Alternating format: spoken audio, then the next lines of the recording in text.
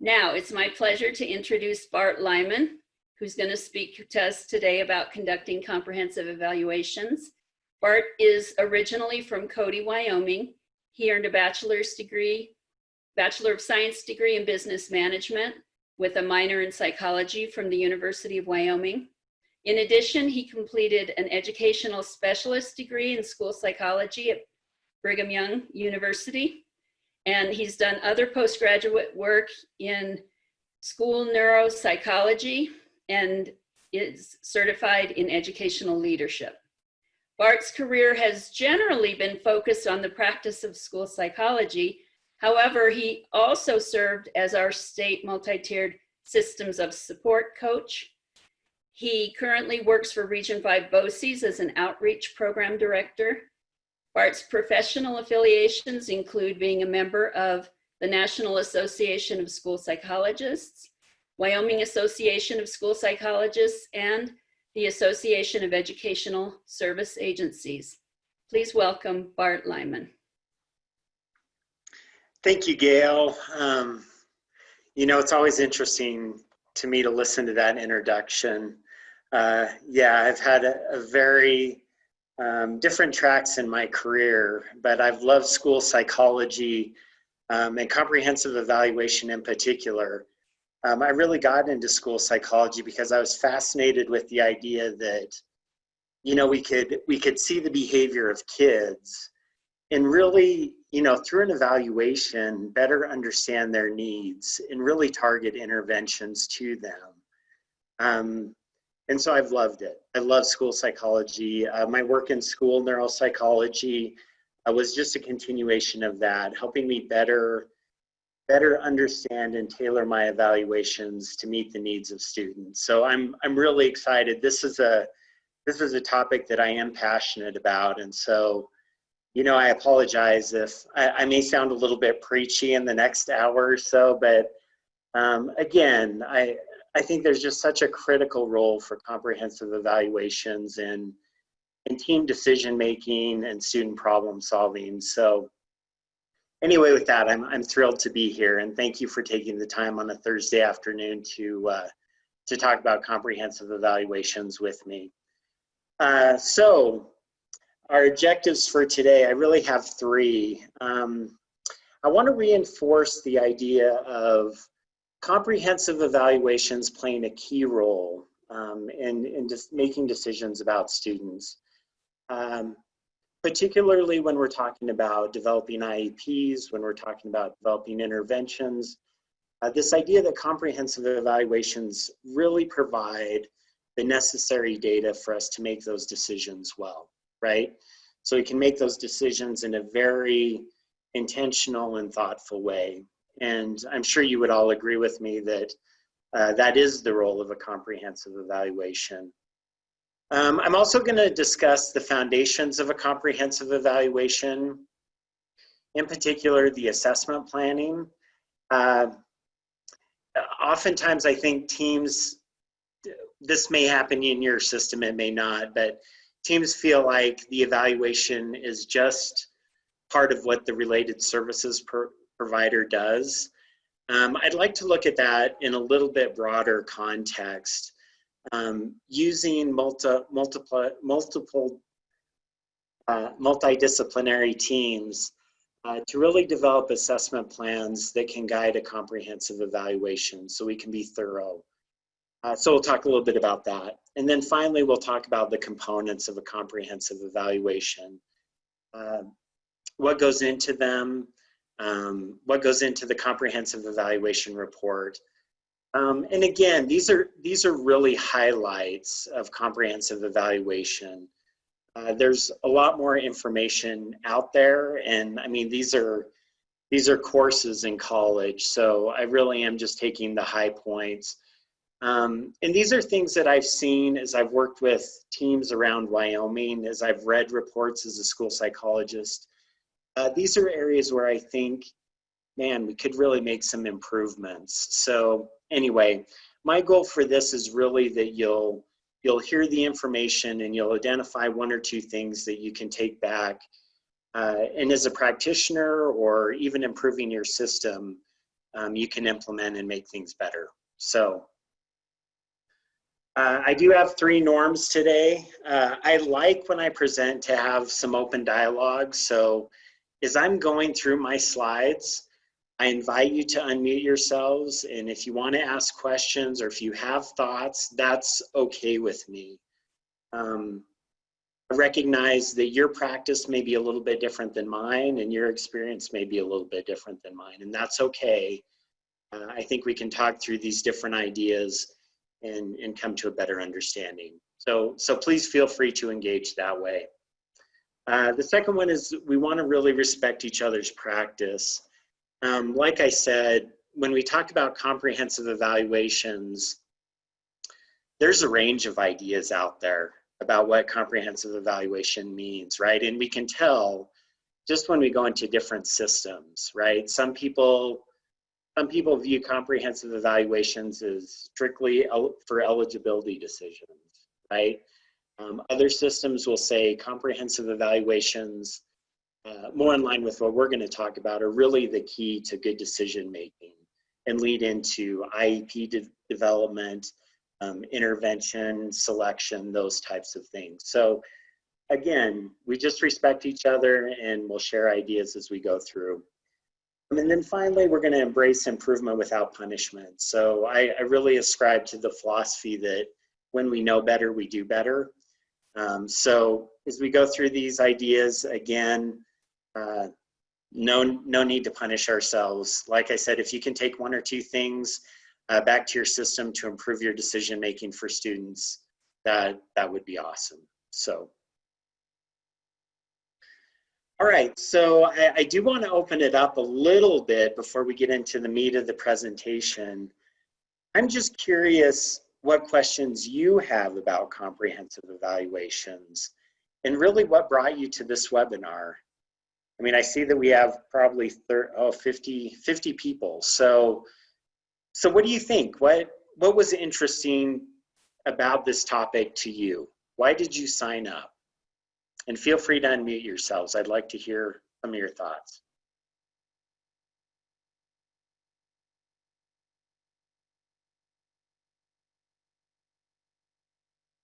I'm really good at waiting.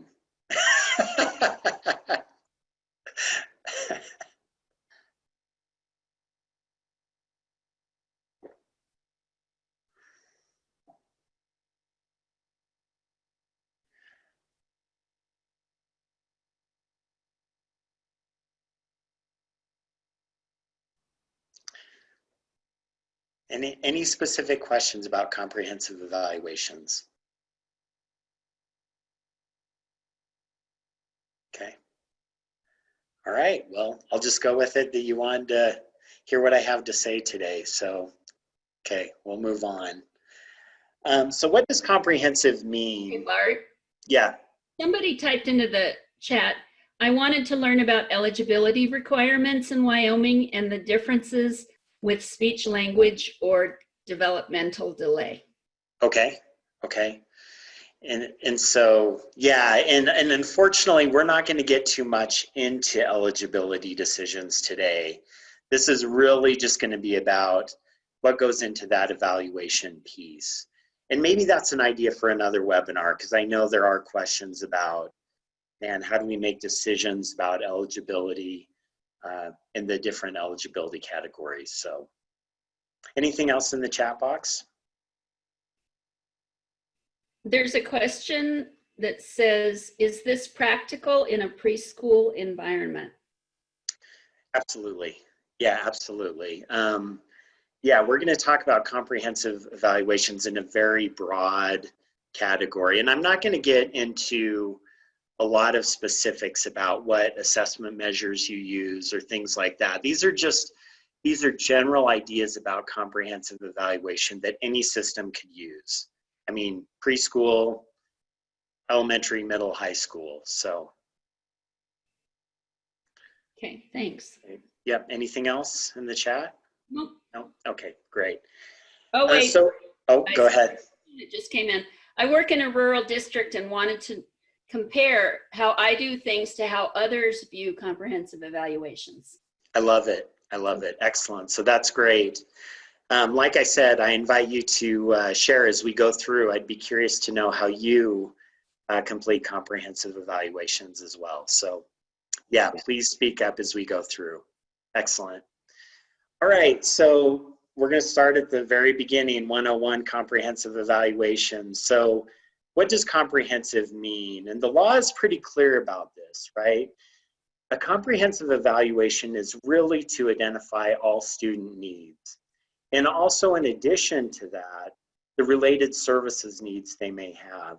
And I think there's a really interesting statement in the law that comes after those two things that I mentioned. It says whether or not commonly linked to the disability category in which the child has been classified. And for me, this really just highlights this idea that when we go into a comprehensive evaluation, we want to understand everything that we can about the child, right? Oftentimes with comprehensive evaluation, we'll have, you know, people who will say, okay, well, this evaluation is just about SLD. This evaluation is just for ADHD. And really we start closing off, we start limiting those possibilities with our comprehensive evaluation. So that's something that you're going to hear me say over and over. And we really want to make sure with our comprehensive evaluations that we understand the whole of the child, right? And I would take it one step further. I think it's important to not only identify the needs of the student, all needs of the student, but then be able to accurately identify what is impacting the student's ability to learn. And I think one thing that systems do as well is when they do comprehensive evaluations, they view it just from a need perspective. So when I say need perspective, what'll happen is they'll say, okay, we need to do assessment. They get their evaluation report done and they view it as just demonstrating need, right? And I think there's a difference between that and saying, okay, we've looked at all needs of the child and understand why they're not learning. So from my perspective, I really like that broader view. Okay, so when I reviewed a report as a school psychologist, those were the two things that I wanted to know, right? I wanted to know why the student is not learning, and then I wanted to know what needs does the student have. And I felt like if I could answer those two questions, the evaluation was comprehensive. Now, I am making some assumptions, right? I mean, my assumptions are that whoever did the evaluation used a variety of tools. They looked at rule outs, vision, hearing, attendance, language, things like that. They include multiple people who are involved with the student. So really they did their due diligence to gather as much information as they could, right? And then again, can answer these two questions for me. And so really that's the presentation in 10 seconds, right? Comprehensive evaluation, you can answer these two questions, okay? And the importance is pretty obvious, right? I mean, when we have a comprehensive evaluation, as I mentioned before, this is the tool that really guides teams in their decision making. And I don't think I'm overstating that, right? I mean, yeah. It really should be the guide for all the decisions that come after the presentation of the comprehensive eval in the team meeting. Everything should link back to that, right? So there should always be clear linkages between the comprehensive eval, eligibility decisions, and IEP team development.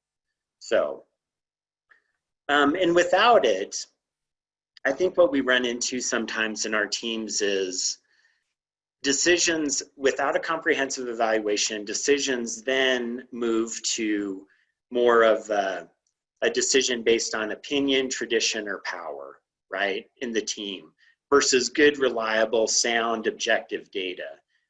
So what that looks like is a team will, maybe they'll hear the results of the comprehensive evaluation, and then someone will say, we've seen students like Bart before. If we just remind him more, he'll get through our system, he'll be fine, right? That's an opinion. Tradition, yeah, again, we've seen students like this, as long as they stay on track with what we have planned for all students, they'll be fine, okay? Or even the power where maybe there's a SPED director that says, I just don't really see how Bart would qualify.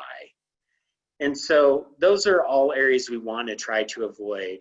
Again, we really are grounded in that idea that we're making data-based decisions, and that data comes from the comprehensive evaluation. Are there any questions so far? Thoughts? Thumbs up if you agree. Okay. All right, so let's talk briefly about assessment plans. With assessment plans, I really see assessment plans as being the map for a comprehensive evaluation. Assessment plans set the stage for what's going to be done. And I think it's critical to start on the right foot, right? And one thing that we know about our systems is we move from student problem solving teams all the way through to IEP team or IEP goal development. Any shortcuts we take or any pieces that we shave off, and if we're not comprehensive and thoughtful, then we miss something. And so that really impacts our planning for students. So comprehensive evaluations, assessment plans are no different. We want to be thoughtful. We want to include as many perspectives as possible. Again, so we get that picture of the whole student, okay? And I asked this question, so who completes the assessment plan in your school? And what I want you to do is, as I go through the next few slides, I'd like you to think about that. So who completes the assessment plan in your school and the benefits and the drawbacks of that? So again, I'm going to share what I think is ideal for assessment plan development, and then I want you to compare that to what you do, okay? So as you can imagine, I mentioned multidisciplinary teams before. Even with assessment plan development, it takes multiple perspectives to build a complete assessment plan. Sometimes for efficiency's sake, systems will say, okay, case managers, we have a referral coming in. I just want you to check the boxes, and then we're going to send that referral out or that assessment plan out for consent by the parents, right? And so from an efficiency standpoint, that's very efficient, right? But from an effectiveness standpoint or from a comprehensive evaluation standpoint, it may not be comprehensive. It may not be the most effective. So what I advocate for is really having rich discussions with multiple people who are involved with the student. And that really allows for us to identify needs of the student that should be assessed with the comprehensive evaluation. And again, we want a constellation of what's happening, right? So oftentimes in that scenario I mentioned before, a case manager may say that they'll get the referral and it'll say, Bart has difficulty reading. And so, okay, as the case manager, she's like, this must be an SLD evaluation. So she checks the COG, she checks the achievement and gets consent for those. But is that really comprehensive? If the case manager were to talk to the school psychologist or the teacher and say, what's going on with Bart? What areas do we need to assess so that we better understand all of his needs? The teacher may say, Bart's out of his seat all the time. He blurts out, he's not good with his peers. There's some other things happening. So, okay, maybe we need to look at maybe we need to look at attention as a possible contributor to why Bart's not learning, right? The school psychologist may say, yeah, I've heard about Bart. He's been in the principal's office quite a bit. He's moved a lot. I think there maybe he's struggling with adjustment. Seems like he may have some anxiety. Okay, well, we need to add on a social emotional evaluation. So you can see how when we involve other people in the discussion, we get a much broader perspective. We get a much richer idea of what may be happening with Bart versus Bart struggles with reading, we're just going to do an LD evaluation. Does that make sense? And I see a lot of people doing that. I see a lot of systems doing that. Okay, go ahead. How common is it to have a pre-referral meeting with the parents and the general education referral team? Yeah, you know, and so the way I look at that is, I think it should, the answer is, I think it should be really common. I don't think it is. And the way I put that into context is, the parents should already be involved because of the student problem solving team, right? This is a student that should already be on the radar. Parents are aware of interventions and their outcomes. And so once the team decides, hey, there's more going on, we've tried some interventions, it's just a natural progression that the parent would be brought in to review the interventions and then say, okay, I think we have suspicion there may be a disability here. So let's talk about what areas we need to evaluate. So. Okay, looks like. And that's the question, right? What areas do we need to evaluate, not what is the disability that we're looking at, right? We don't want to get into predetermination, anything like that. What's going on with Bart? Let's figure it out. So, yep, sorry, Gail. Okay, here's the next question. That's okay. After we receive a referral, we have a pre-referral checklist that goes to the classroom teacher. Okay. The checklist includes progress toward grade level standards in all academic areas, RTI data, and the outcomes, etc. Excuse me. We also look at social, emotional, speech, language, attention/behavior, fine and gross motor. We also obtain input from parents and others familiar with the student. All of that information is gathered and then comes to the educational resource staff who staff it and then develop a plan based on the identified area of concern. If we have additional questions, we have counselors do additional follow-up and or questioning before the plan is finalized. When we present that to parents for permission, we obtain additional input and will at times add additional testing based on that input. That does my heart good. Does my heart good. Yeah, that's a gold star. Excellent. Very good. What I love about that is you're including multiple perspectives. You're gathering as much information as you can about the student and what their needs may be. You're including parents, and you're being very thoughtful and intentional about your assessment plan. You're going into it saying, this is everything we know. Let's put together a good assessment plan so we can have a comprehensive evaluation. Very, very good. So, cool. Any other thoughts about that? Okay. Excellent. Okay, so a good rule of thumb, and this is my screener for lack of a better term, assessment plans really should be predictable and understood by those who are doing the evaluation, right? If you are hearing from related service providers like your school psych or speech path, OT, if they're like, oh my gosh, I had no idea, you know, Bart was being evaluated, or I didn't know we were doing these, I didn't know we were looking at these areas, or we need to add these other pieces to have this be a comprehensive eval. If you're hearing things like that, probably the pre-work to build the assessment plan is not being done, or not being done in a thorough enough way.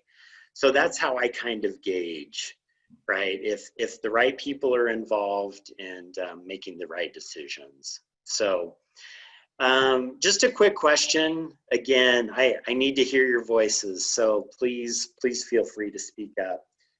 And it's a loaded question. I feel bad. Again, I'm passionate about this stuff, so just bear with me.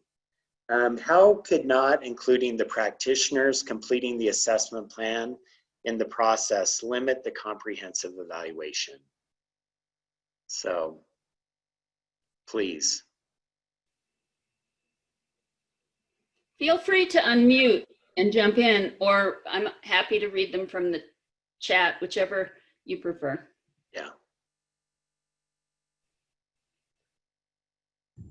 Well, there's only so much you can put on the paper, so having that face-to-face, having that that conversation certainly would give you the underlying and a lot more information, I would say. Thank you. Thank you, Ernie. Excellent. Very good. Yeah. Just about getting as much information as possible, right? If we cut out any of those people who were involved with the student, we just miss that perspective. And with my example, you know, about Bart, you can see how really quickly, if you don't include those other people, I mean, it really just limits your scope for the comprehensive evaluation. Excellent. Okay, all areas of need. I think as we go through the assessment plan, the referral, the comprehensive evaluation being completed, we're always listening, right? Because even with our best intentions and best effort, information may come to the surface, right? And so we always want to just make sure that if we're hearing that there's another need, if we're getting information from the student and we're like, oh my gosh, we need to look at this other piece of data to make this comprehensive, that you just make sure that you're including that, right? We never want to get to that place where, like I said before, you know, when we first started, this is just an evaluation for fill in the blank, SLD, ED, ADHD. Just make it fluid. So as you go, things can change with your evaluation, and that's okay. And I have a slide coming up, but really when that happens, we just make sure that we're amending the consent, right? We're sending that out again to parents so they're aware, getting their approval, and then moving on with our evaluation. And that's not a difficult process. Oftentimes as a school psychologist, I would just call the parent and say, hey, you know, I'm seeing some other things with your son or daughter that I'd really like to look at. I think it'll give us a better perspective of what they need. I've never had a parent say no. So we just want to make sure that we're thorough with that as well. Okay. So how could this look? Gail, you already read the gold star example, but I have a slide in here anyway. So before an assessment plan is developed, a group of team members meets to discuss these questions, right? What do we know about the student? So we're looking at the existing data. What areas do we need to assess to determine why the student is not learning? And then what assessments will help us better understand the student's needs, okay? And if you do that as a multidisciplinary team, or even if you do that in individual conversations, it doesn't have to be a team sitting down. Certainly a case manager, a school psychologist could go out and have these conversations and then meet with the case manager and say, here's what I learned, here's what we can develop. So it can look different ways. It doesn't always have to be a formal meeting, and it doesn't have to be a long discussion, right? We just want to make sure that we're thorough. And really, I mean, this could be done in about 5 minutes usually, right? Let's talk about Bart. What's going on? You know, what do you think we should look at with his evaluation? So, excellent. So an example, like I said with Bart, people who I would include, right? If I was concerned Bart had anxiety, I would include the school psychologist, the school nurse, school counselor, teacher, and from all of that, I would get a much richer picture of what we needed to look at with Bart. So we'd look at anxiety, we'd look at his low reading fluency. He squints when he reads, so we need to look at that. And then he's moved a lot, so there's maybe some adjustment issues there as well. So I think you get the idea with assessment plans. I love that. And where was that example? Where were they from? So Anne Bleicher, where are you from? Washakie 1, Warland. I love it. Okay, very good. Excellent. All right. So after the evaluation has begun, and again, this gets into what I just said a little bit ago. We want to make sure that we're flexible. Oftentimes we'll get into the middle of an evaluation, new data will come to the surface. And so we just want to make sure that we account for that in our evaluation. And I just put this example in here as well. So can you imagine a doctor saying, yeah, you know, you came in for a cough and a cold. You didn't tell me about your broken leg, so we're not going to look at that, right? I can tell you're limping, but we're just going to ignore that and look at your cough. So it's the same thing with our evaluations. And it's just, here's where I get preachy. It's just so important, because if parents come back to a team and say, yeah, so Bart has ADHD, and I don't see that we looked at that at all in the evaluation. That's a really uncomfortable place to be when you're in a team meeting.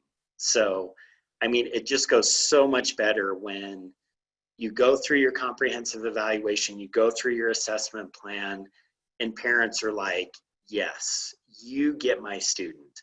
And that's my measure for that, right? You get my son or daughter, you know, you go through all of your information and they're like, okay, you nailed it. And I've had parents before who, I mean, maybe I evaluated a student in high school a few years ago who had an emotional disability. And for years, he was in and out of student problem-solving teams. They tried to evaluate him before, but they just looked at SLD, right? And so I get in there, the kid is a junior in high school, struggling, and the parents are just like, the mom's crying. She's like, oh my gosh, we had no idea. But from that moment on, when we could accurately identify why he wasn't learning and the needs, then we can meaningfully plan for his programming. So super important stuff. All right, I already mentioned being fluid as you go through your evaluation. And you always remember those two questions, right? Why is the student not learning, and what needs does the student have? And again, like I said, that is really my benchmark. And it's only when you can answer those two questions that you can consider the evaluation comprehensive. I did want to mention this as well. Oftentimes needs will come up that are perceived needs. And I've seen this before where maybe a parent will say, maybe Bart's dad will say, yeah, you know, I think he has ADHD, right? And, you know, maybe a case manager or a school psychologist will say, no, I don't see it. So we're not going to address that in our comprehensive evaluation. And that's one thing I want you to be careful of as well. Any need or perceived need that comes up through the assessment planning process needs to be addressed in the comprehensive evaluation. It's better to address that concern with data and rule it out than not to include it. So I have an example of that here. And oftentimes with my example, you can see I just used an observation here. Because someone brings up a need, there are lots of different kinds of data that you can use, right? I mean, an observation is okay to rule out, you know, a perceived concern. Again, the idea is you're doing something to make sure that you're communicating that the perceived need can be ruled out is a reason why the student is not learning. So bear with me, I'll just read this to you really quickly so you can get an idea. So during the parent interview on 1/1/20 with school psychologist, Mr. Lyman expressed concerns that Bart has difficulty paying attention and completing assignments. Bart was observed on 110, 20 by school psychologists in both his math and language arts classes for approximately 1 hour. During those observations, Bart was on task 88% of the time, as compared to peers who were on task 92% of the time. Additionally, Mrs. Teacher and Mrs. Teacher reported that Bart generally sits in his seat appropriately, looks at materials during instruction, and works independently when required. He currently has an 85% in math and an 82% in language arts. So I didn't have to do any additional formal assessment with Bart. This took 1 hour, right? But when Mr. Lyman goes to the meeting and this is covered, he feels validated that his concern was looked at and it's been ruled out as a true need. So again, just something I think is really important to understand with our comprehensive evaluations. Okay. Hey, Bart, I have a question here. Yep. If all domains need to be assessed for a comprehensive evaluation, why would you need to determine an assessment plan rather than just assessing in all domains, which you would need for a comprehensive evaluation? Can you give an example when you would not need to assess in a domain? Yeah, so I mean, I think there will be those high need kids where it'll be obvious that we may want to assess in every domain.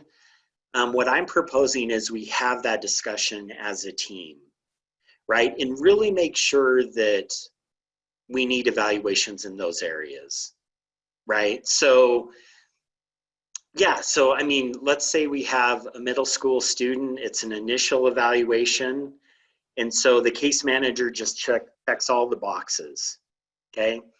But it's a typically functioning kid.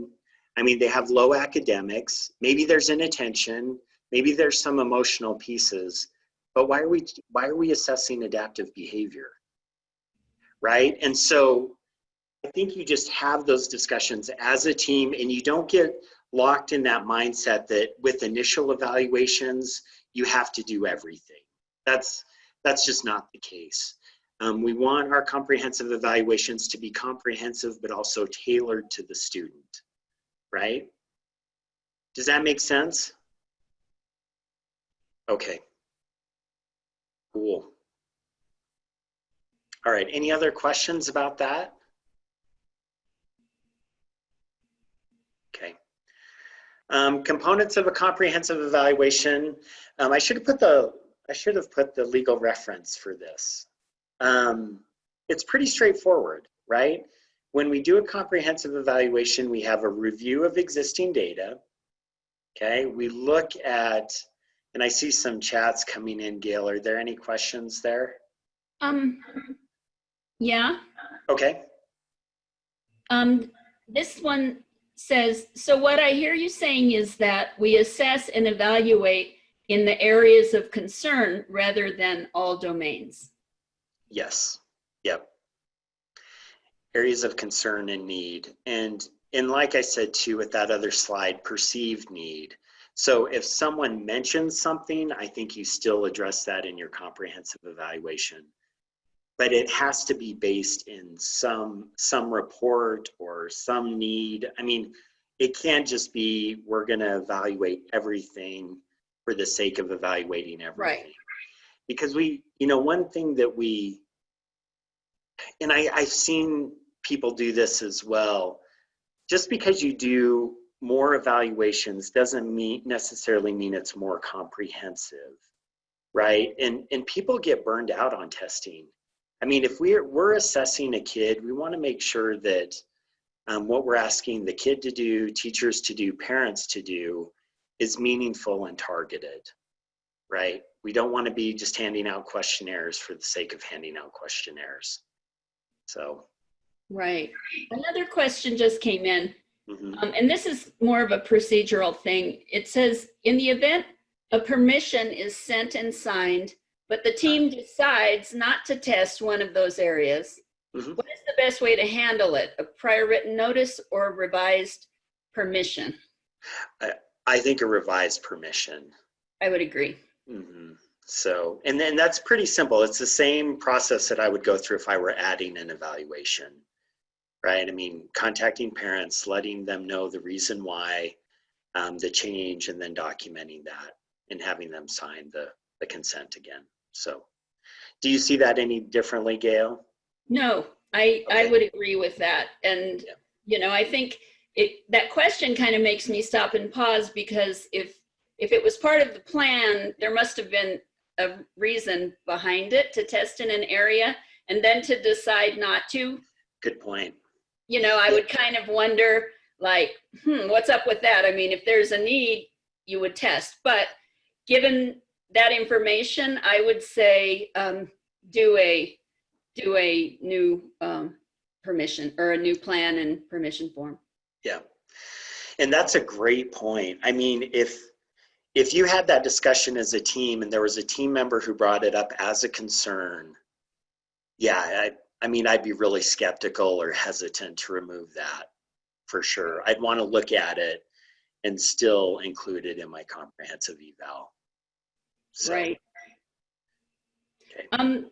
Scott McGuire made a point. He said the WDE recommends using their assessment wheel to determine an assessment plan.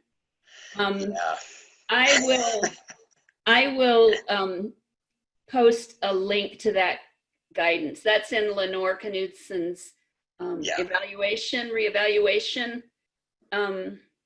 guidance, I think. And if it's the assessment wheel where, and you'll have to remind me, is that where if there's a suspicion about a particular disability, it lists the assessments you need? Scott, could you clarify for us when you talk about the assessment wheel? I'm thinking of that guidance document, but maybe I'm wrong. No, that's it. The assessment wheel is what Lenore Knutson had, Okay. and it's on the WD website. And Okay. we have used it in like a pre-referral type meeting where we go around and we say, are we concerned about cognitive? Are we concerned about motor? Are we concerned about the speech? And every area we kind of ask if there's concerns, and if there is, then we'll decide what assessments we want to look at. Got it. I will post a link for that document in the chat. I'm on it right now. And you know, it's all in how the tool is used. So Scott, I hear what you're saying, and I think that's right. As long as we are using tools like that and not getting locked into a mindset or getting into kind of that predetermination mindset. If you're using it and saying, okay, we have concerns about these disabilities, are these areas where we should assess? I think that's okay, right? But again, you're staying flexible in your mindset. So if anything else comes up, or your school psychologist is recognizing anything else, I mean, let's say there's a student who we suspect may have an autism spectrum disorder. Okay, and then all of a sudden, do they have a cognitive disability or an intellectual disability, right? And so we just want to make sure that we're flexible in our thinking as we go into that evaluation process. So, okay, any other questions, Gail? Excellent thoughts, excellent questions. No, I think we're good. Okay, cool. So like I said, components, pretty straightforward. Review of existing data, that should always happen. I think that even when we're doing our assessment planning, I think a school psychologist is perfect to do the review of existing data and come to that meeting and say, you know, here's what I'm seeing as possible needs. But that is also written into the report at the conclusion of the comprehensive evaluation. Variety of tools and strategies. Again, we're thoughtful about the assessments we choose. We're making sure that we use different assessments. Yeah, and we're really trying to understand the whole child, okay, and their needs. Information provided by parents. Again, I think this is perfect as part of the student problem solving team process. They should have already been involved with sharing what they're seeing with their son or daughter. And so that's just a natural transition into the comprehensive evaluation. And then we have observations, right? Classroom-based observations, observations by teachers and related service providers in the environment that directly relates to areas of concern, okay? And I know these things seem pretty straightforward and common sense, but I've still seen reports where it's like observed Bart in the lunchroom at recess, and Bart has reading difficulties, right? So you just want to make sure that everything is linked, right? I mean, the assessment plan is linked to the needs. The comprehensive evaluation is linked to the assessment plan, right? And everything flows together. So anyway, any other thoughts about that or questions? Again, pretty straightforward stuff. I did want to mention rule outs as well. I think this is something that oftentimes can be overlooked in comprehensive evaluations. We want to make sure that when we do a comprehensive evaluation, we can answer those two questions. We really understand, again, why the student is not learning and what their needs are. And this is why you probably get pushback from your school psychologist when they're like, Bart hasn't attended school for the last month. I'm not really sure we should be calling him disabled, right? I mean, there's another reason that he is not learning. So we just want to be thoughtful, because to call a student disabled is a big deal. And they have every right to not be called disabled as they do to be called disabled, if that makes sense. We just want to make sure that we're understanding that need. And that truly, if students do have a disability, we're identifying that and providing needed services, okay?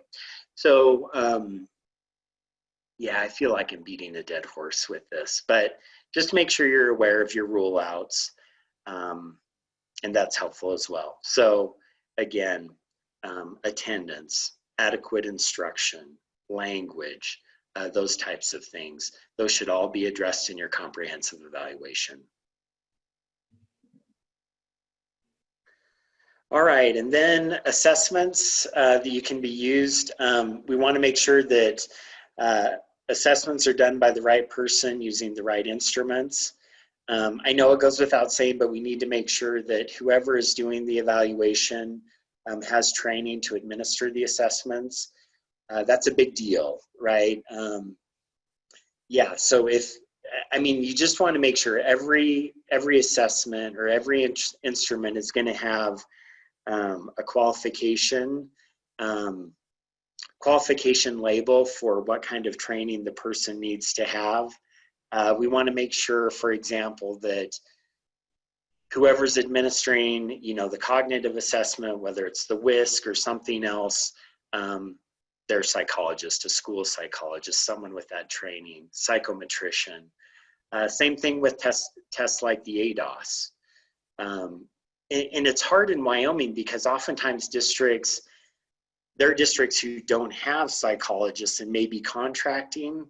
And so they're just trying to be efficient and get evaluations done.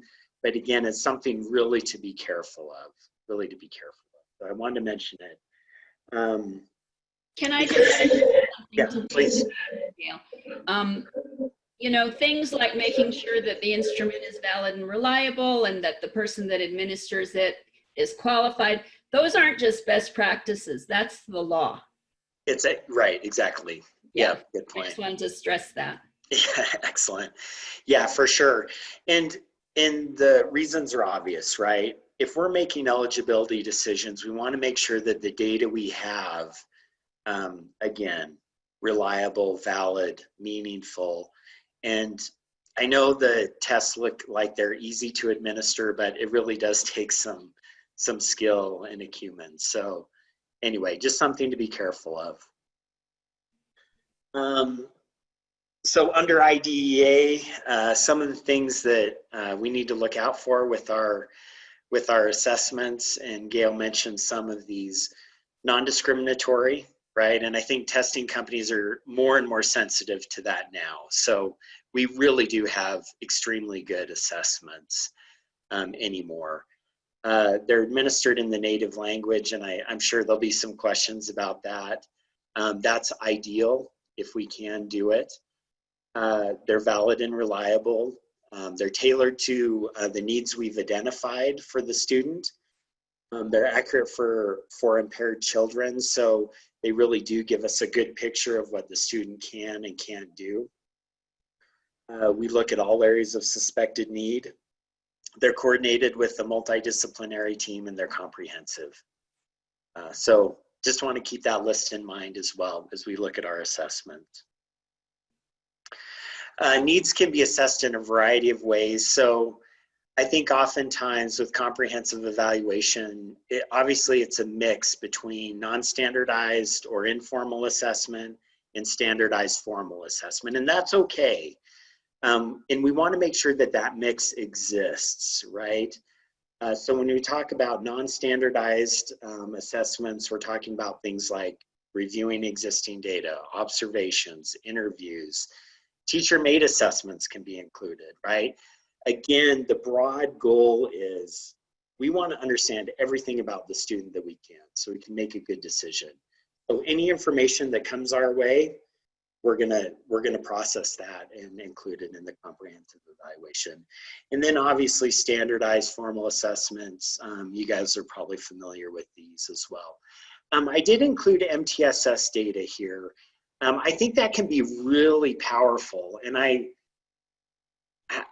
yeah, Bart's dream is that at some point we're merging those two, where we're saying, yeah, we need to look at MTSS, RTI data, and comprehensive formal standardized assessment to make good decisions about kids. So I always included that MTSS data in my evaluations, and I think it led to a lot richer discussions about interventions and the student's ability to learn over time. So I wanted to put a plug in for that as well. Something to remember, we just want to make sure with our comprehensive evaluations that we have people at the table that can talk about the assessments in a meaningful way. They can interpret the assessments. They can relate the assessment results back to educational outcomes. So the student is low in this area, how does that impact their learning, right? And again, that moves the comprehensive evaluation out of that just eligibility realm to problem solving realm. So again, just make sure you have people at the data, or people at the table who can interpret the data, okay? The eligibility report, obviously we need one, right? The parent is entitled to that free of charge after the comprehensive evaluation is done. And we want to make sure that the eligibility report is really done in a way that includes all of these things that I'll go through in just a minute. But it communicates to parents and team members in an understandable way what's happening with the student. Oftentimes, and I was guilty of this initially in my career, too much jargon, too much language that parents don't understand that cause them a lot of concern. Team members don't understand, and I'd sit around the table. I'm sorry this is recorded. I'm sure someone will say, oh yeah, I sat in meetings with Bart, and I thought, oh man, I kicked butt with that. I sounded so smart, and I used all these big words, and everyone understands the kids. And I look across the table and their eyes are glossed over, right? And so we just want to make sure that we're communicating in meaningful ways so that everyone understands and can plan in a meaningful way. So things that the eligibility report includes: date the report was written, clear referral question outlining all areas of need, names and positions of all those administering assessments, the assessments that were administered, variety of data sources, information about how the student's abilities and challenges affect his or her learning. I think this is one critical piece with comprehensive evaluations that is often missed. So Bart has Bart has a processing speed, right? Everyone knows processing. Bart has low processing speed. Okay, well, in the comprehensive evaluation report, are we talking about how that impacts his ability to read fluently? Are we talking about how that relates back to his ability to sit in the classroom and digest information at the same rate as his peers? I mean, are we making those linkages for team members? And then making recommendations, right? I mean, the comprehensive evaluation report, I'm a proponent of making recommendations. And I think that you can make them in a way where the team can consider those, right? I mean, SPED directors are always hesitant because they're like, oh my gosh, you know, we're gonna have to, if we recommend it, we have to provide it.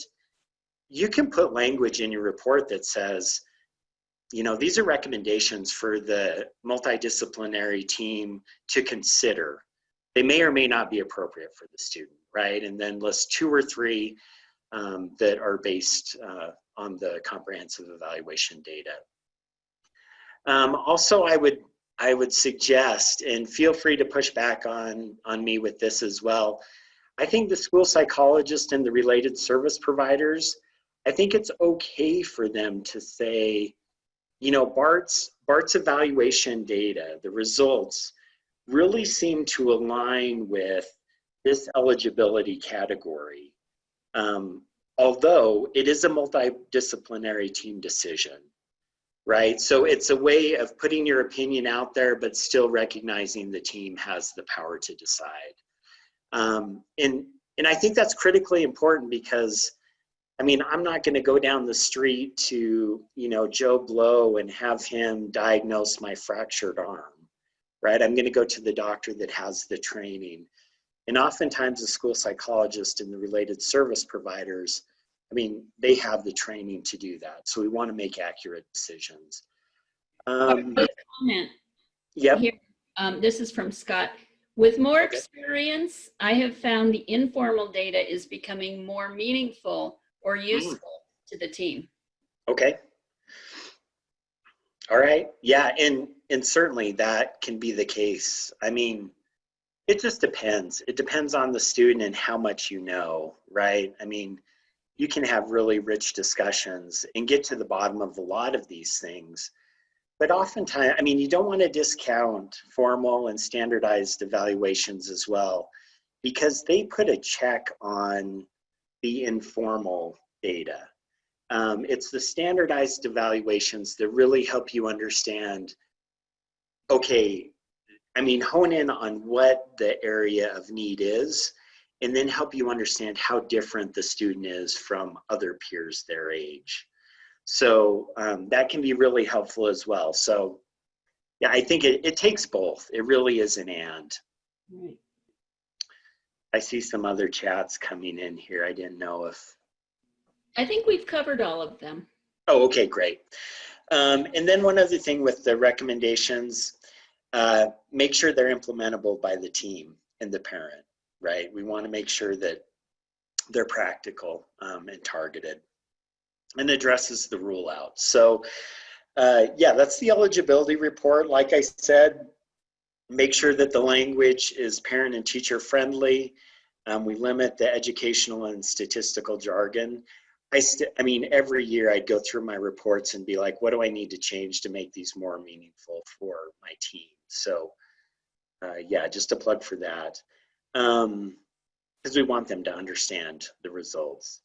And then the narrative includes both challenges and strengths of the student, right? So that we can take a strengths-based approach when we're planning.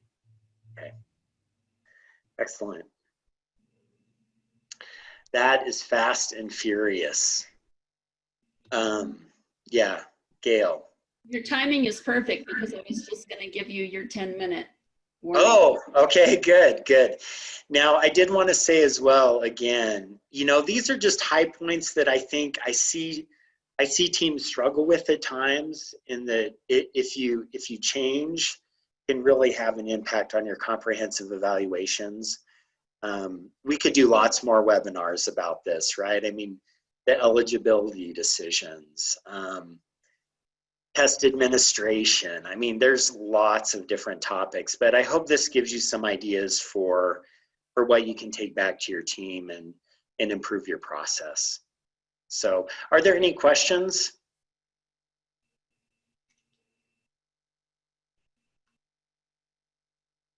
Questions? We're happy to take questions. Any pushback? Anything? Bart loves pushback. I do. I like the challenges.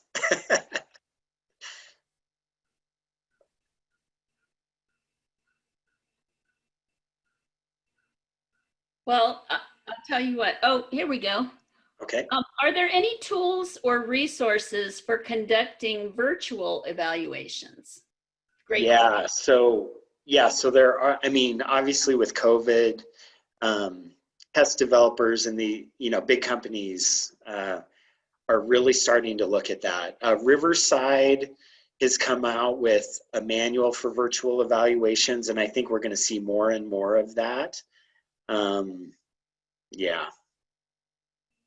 So I would suggest that you look that up. And also, if you want me to help you with that, I mean, just email me. I have a psychologist that I tasked with, developing a manual for virtual evaluations based on the Riverside information. So I'm trying to figure that out as well. So I can help you with resources if you need it. Great question. Here's another one.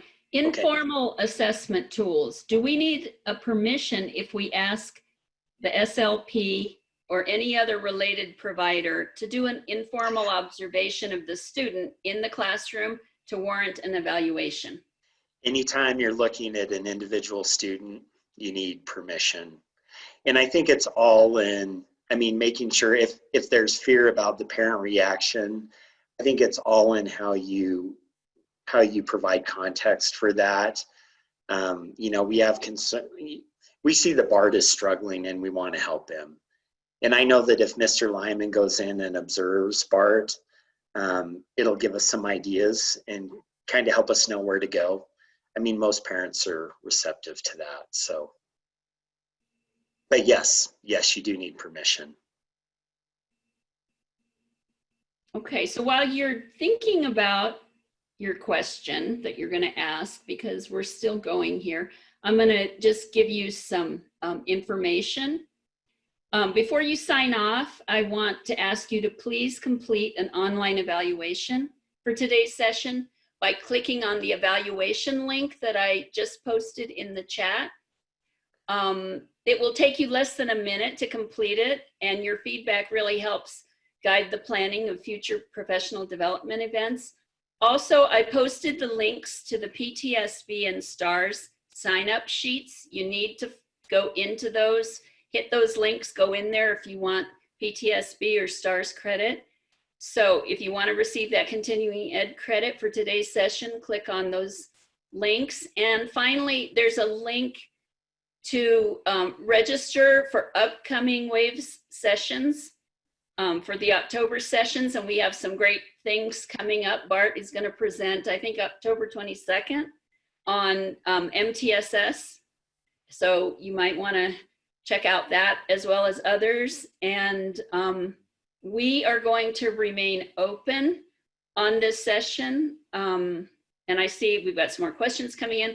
We will stay open for the next 15 minutes so that you can ask questions and complete the evaluation, register for another session, get your PTSB credit, whatever. Those links are live, so all you have to do is click. You don't even have to cut and paste. So here's another question. Can you share a little more on answering the question, has the child received appropriate instruction in whatever? For students who are in kindergarten and an initial evaluation has been requested within the first few months of school. That exclusionary factor about it's not a result of having not received adequate instruction. Yeah, and there's always a range with this question. So, as a school psychologist, if I'm in that position, I'm asking questions like, okay, have they been in school? I mean, is the curriculum appropriate for the age? Is it linked to standards? ish, you know, just are they there? Are they receiving the instruction? And that's, I mean, it's really a loose definition, because I think if we make that too stringent, then we'll miss kids. So yeah, those are the questions I ask around appropriate instruction. And I would love to get to a point where we can say, yeah, the instruction that they received is research-based, right? I mean, the teacher used high leverage practices. I mean, that's my dream as a school psychologist. But where we're at currently, I mean, I think it really is just about, did they receive the instruction? Did they have the opportunity to learn?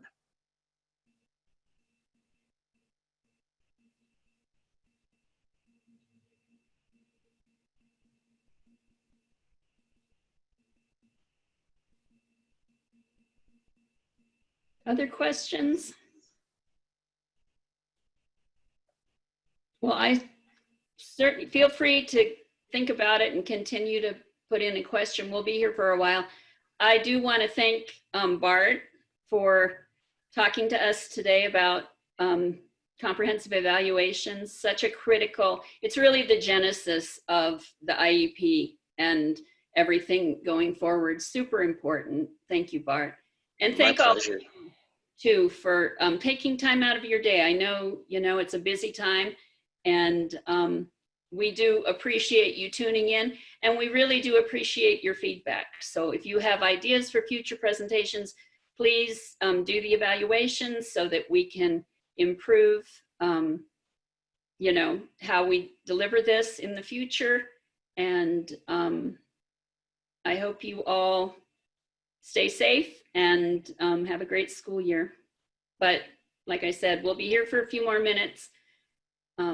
Thank you.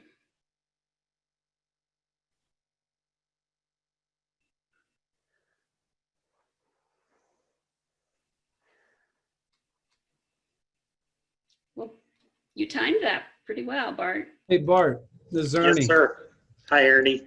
Hey, so sometimes when I get the evaluations and the recommendations that go with it, I've had a couple, especially from some out of states or whatnot, and there is a list, you know, and sometimes they even suggest, you know, different programs and that kind of thing.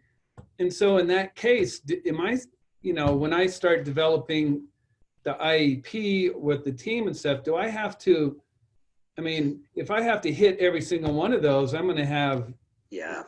how do you, I guess I want to say, do you pick and choose the priorities so you don't overwhelm the kid and that kind of thing with? Yeah. You know, everything is a team decision. So I think you look at that list of recommendations and you say, okay, what's appropriate for the kid and what can our team do? Just because it's in there doesn't mean you have to do it. Okay. You just document as a team that you've looked through those. Okay. And, you know, why or why not, maybe, you know, you can. Oh, you have to say why and why not. Well, I mean, I think you have that discussion with your team and right. The parent there, right? I mean, we've got these list of 20 recommendations, 1, 4, and 10 we can do and seem really tied to Bart's need. These other ones may be overwhelming to him right now, and as a system, we, you know, may not be appropriate for him. So you're not going to get games if you won't. No. Just consider them, right? Just consider them. Okay. All right. Does that help you? Yeah. Make sure Tim does a good job. Yeah, there you go. He will. You know, and we run into that situation as well. If you've ever run into a neuropsych report, right? I mean, there are pages of recommendations. And I know, you know, I've seen SPED directors get worked up about that. Like, oh my gosh, how are we going to do all this? Right. You know, you consider what's appropriate for the student in your system. So. Okay. Sounds good. Good to see you, Ernie. Yeah, you too, man. I had a couple other questions, but I was afraid to ask. Well, go ahead, throw them out here. Well, Well, I can't remember them now. Oh, okay. Let me mute myself and remember. Okay. Okay. Sounds good, man.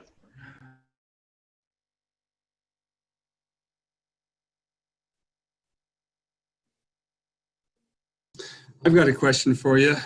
Okay. Hey, Patrick. Hello. So the comprehensive evaluations for an initial evaluation, did you say they need to be comprehensive? Like that would be check all the boxes, or is that still like an evaluation plan or an assessment plan? Yeah, so I think it's still an assessment plan. And it may be that you end up checking all the boxes, but you're just having that discussion with your team and making the determination that those categories are appropriate for the student. So if you're looking at a student and you know he has some concerns in some areas, but like say gross motor, like he can run and climb and do backflips off of the jungle gym. Do we need to do an assessment and gross motor if we don't have any concerns because it's initial, or? No. I mean, if you meet as a team and your OT says, yeah, I mean, the parent's sitting there and you're like, he looks like every other kid out there on the playground. I don't think we need to assess that. I mean, that's fair. Even for an initial? Even for an initial. Yeah, Is it considered comprehensive without that piece? for sure. Talked about it and dismissed it. I mean, comprehensive is really tied to that idea of need, Okay. right? So where are all of the needs that we're seeing? And those are the areas that we're evaluating. Okay. So if OT or fine or gross motor is not a need, great. All right. Thank you. Yeah, you bet. Hey, Bart, I was going to let you know that Sarah Perkins and I have been working on a couple position papers for the WSPA. And, one of them is talking about reevals, and we referenced the reference guide that the Department of Ed has on their website. Sure. And recommend people following their guidance on that. So we're going to come up with that sometime soon. Yeah, awesome. And that's great. I mean, the WDE has some really good references for reevaluations. It's just a matter of teams going through it, right? And saying, oh, okay, we don't need to do an initial for reeval, all of that. So that's awesome. Good. Looking forward to it. Good. So.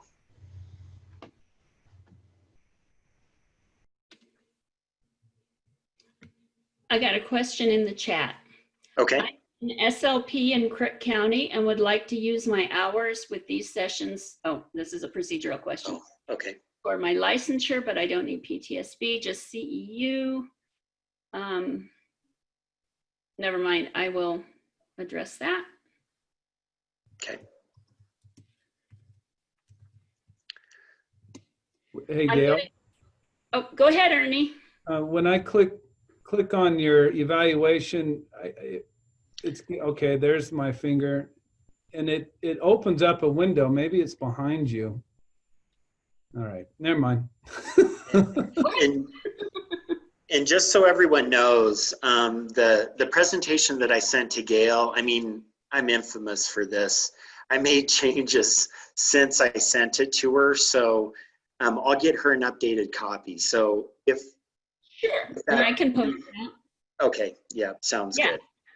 Yeah, I'm infamous for that too. I just speaking endlessly until right up to the last minute. But it's never done till it's done. I know, every minute isn't done, right?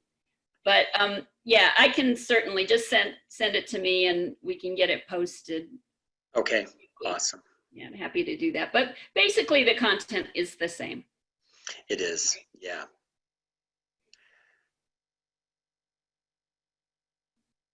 Let me see here.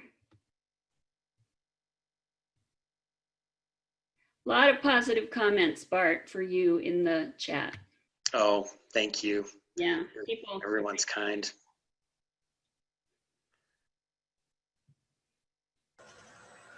Thanks, Bart. It's Hey, great. Steve. Thanks, Dale.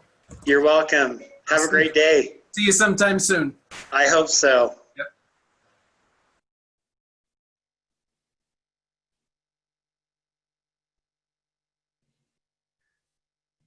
Let's see who's still on here. Still quite a few.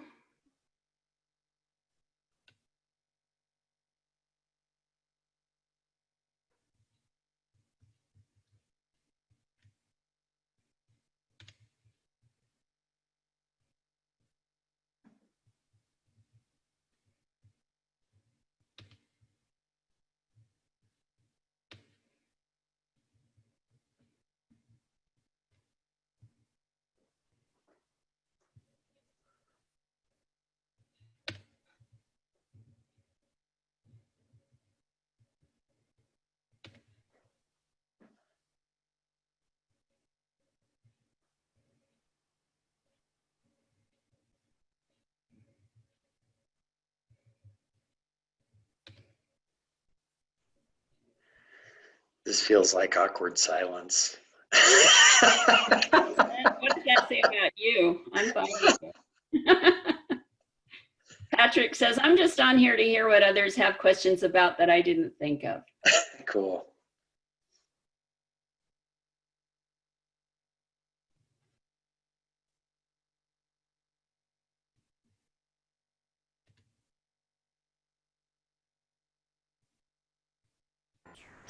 All right. I think I'm out. I can't think of any other questions, so I Okay. gotta roll. And if not, I know how to get a hold of you. Yes, you do. And you're welcome to contact me anytime. So Okay. yeah, take care of yourself. All right. You Thanks, guys take everyone. care. All right. Bye. Thank you. Bye-bye. 425, I think we're good. Okay. Awesome, Gail. Well, thank you very much. You did a great job. Wrap it up. You as well. So, And I promise thank you, I've gotten things organized. I know how this is going to flow. So we should be Oh, yeah. from It's here all on good. out. Okay. Awesome. Thank you. Great to Yeah, see you. you bet. Good to see you too. Have a great day. You too. Bye, Bart. Bye.